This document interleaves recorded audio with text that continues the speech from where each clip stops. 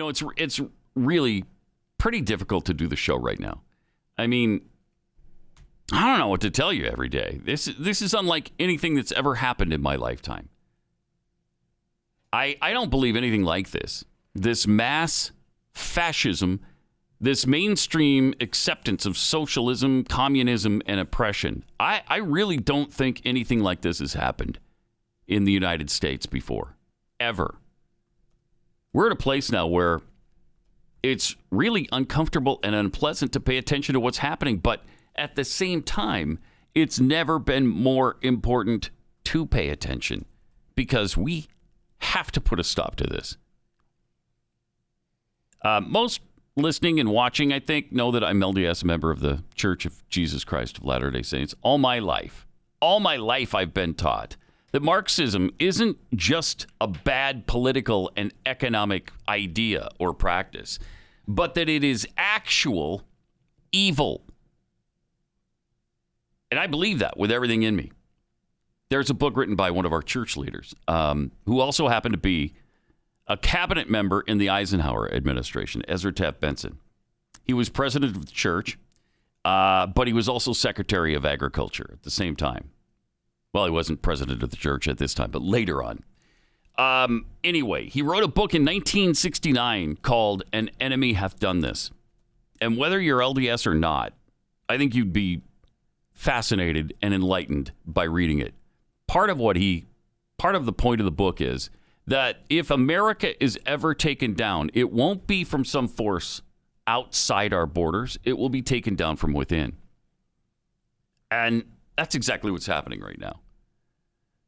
So the point is, I believe it's my responsibility to fight against it, and yours too. And even if you don't believe, as I do, that Marxism came directly from Satan to Marx, and from Marx to Lenin and the world, hopefully you at least understand how destructive it is and how antithetical it is to our Constitution and everything Americans believe in. We have to educate our youth on what's going on right now. They have to know what socialism has done to this planet. They have to know that socialism, communism is responsible for more death and destruction to the tune of over 100 million dead, more than any other cause of death in world history, with the possible exception of infectious disease. Our kids don't understand that. They don't have any idea. If they have any clue at all about socialism, they think it means equal justice for people. They're told that it means democracy. That's why Democrats always use the term. You know who else used the term democracy or democratic socialism? Vladimir Lenin. In fact, he coined the phrase, and he was afraid of his own people to know what he was really talking about. He was afraid that his own people would revolt if they found out he's actually bringing Marxism to pass in Russia. So please educate your kids, your grandkids, anyone and everyone who will listen to you. It's imperative. People don't understand. The young people don't understand what's at stake here. They've been conditioned to literally believe that there's nothing worse than so-called hate speech. So when someone labels any sort of political speech they disagree with hate speech, you know there's a reason they're using that term, because immediately it shuts down any debate and convinces our youth that they need to be on the side of stopping those people from spewing that hate speech. So the youth they're glad when people are silenced. They want Twitter to silence people. They think it's great because they won't be offended anymore. They don't believe in more voices, not less. They don't believe in the battleground of ideas. They think it's better not to have anyone's feelings hurt. It's better not to offend anyone. This is why what Twitter and Facebook and Google are doing, and you can add Apple to that group, it's so effective. Because they've brainwashed a generation of kids, probably 2 generations of Americans to respond immediately to anything they're told is contrary to social justice. So race, sexual orientation, anything like that where people's feelings are involved, those things are far more important to the youth than liberty or the Constitution. Which brings me to this article from the Federalist that Keith found. This is from Chad Felix of the Federalist. Yeah. This is amazing. Thank you, Pat Heads, who tagged me on this wonderful thread from a few days ago that he had on Twitter. I'm surprised it's still up there, quite frankly. Yeah, have you checked today? I wonder if it is. I'm not sure. I will read this to you. This this talks about, a possible solution to this problem. Something we really got to concentrate on. We'll get into that in 1 minute. All right, so this article by Chad Felix of the Federalist. He says the left believes they just survived the parallel to the rise of Nazism in Germany, and they defeated it. They stopped it. They believe all Republicans are 1950s white racists. They feel empowered to live out their civil rights warrior fantasies. They imagine themselves toppling Jim Crow and the Confederacy and the Nazi army all in one fell swoop, and every powerful authority is on their side. They aren't silencing conservative speech. They're eradicating violence, terrorism, racism, and hate from the internet. They're gleeful that we're vulnerable and scared of our voices being suppressed. They think we're the people in old 1950s photos angrily shouting at black school children. We're not people to them. We're symbols of what they feel morally driven to remove from the world. Wow, isn't that the truth? The most powerful people who influence technology see us the same way. We aren't customers. We aren't users. We aren't people with real lives and families and businesses. We are a problem to be solved. And they've been trying to figure out how to solve it for years. And they can finally do it. The reason free market ideals no longer work is because the market is controlled by fewer and fewer people who dominate all options. And those people are ideologically driven to eradicate from society all sources of hate. It's a religious crusade. And we are the target. Chad Felix of the Federalist continues, we cannot reason with them. They see our pleas for fairness like you would imagine a segregationist doing so. They believe that once we're gone, the internet and therefore society will be cleansed, free, peaceful, and able to heal from us. I say us because we're not the ones defining our place in this world. We aren't white supremacists or Nazis or bigots or violent insurrectionists, but the powerful have segregated society into good and bad, and their strict and narrow worldview has placed us here. We're innocent, but it doesn't matter to them. They hate what they imagine we are. They cannot be persuaded otherwise. You can't convince them you're a good person and wrongly categorized. The only people with influence have made up their minds, and they don't care to change it. The only option is a steady civil rights movement to make it illegal, step by step, to do this to us. They won't voluntarily stop. They think they're heroes of this story, fighting for the good of humanity. Each remaining GOP leader must begin now with legal action. Now. This means adding political affiliation to anti-discrimination law in red states. I think he understands that in blue states where Democrats are in control, you're not going to be able to get this done. So start locally in a red state where you can make it happen. At least keep some of our speech in some states, in some areas.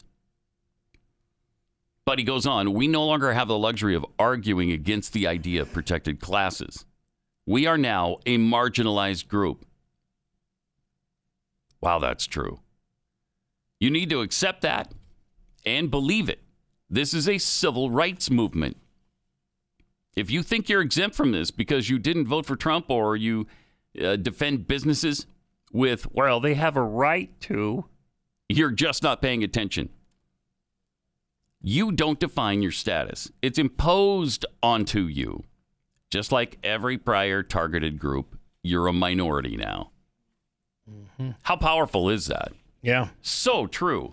And this guy, Chad Felix Green, he is a married gay man who wrote a book called Without Context, evaluating the anti-LGBT claims against the Trump administration. He took the time to actually go through them and show that this is garbage, these charges against the Trump administration. Not just a married gay man. He's a married gay trans man. Oh, wow. And a Jew.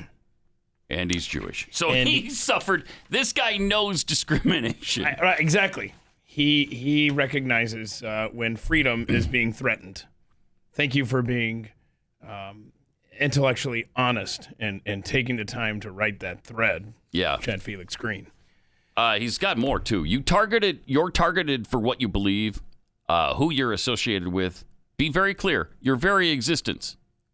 You cannot change that fact. This has been applied to you. Enough bickering over the philosophical nuances. You're a marginalized minority now.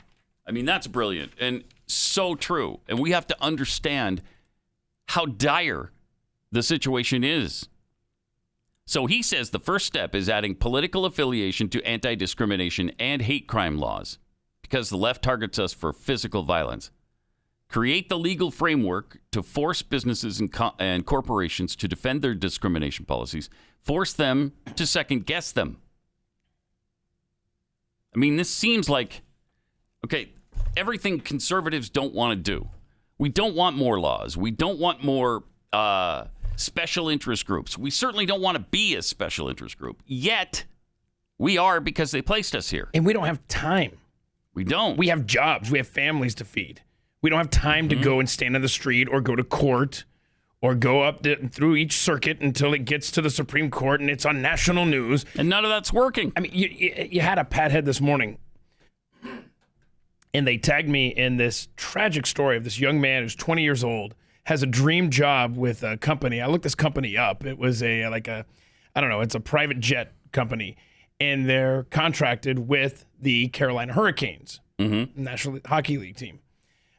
So someone from the Carolina Hurricanes saw that this kid has worked in the Trump administration on I don't even know what it was, but I mean, he's 20 years old. It can't be that, you know what I'm saying? Mm-hmm. Somehow he's connected to Trump.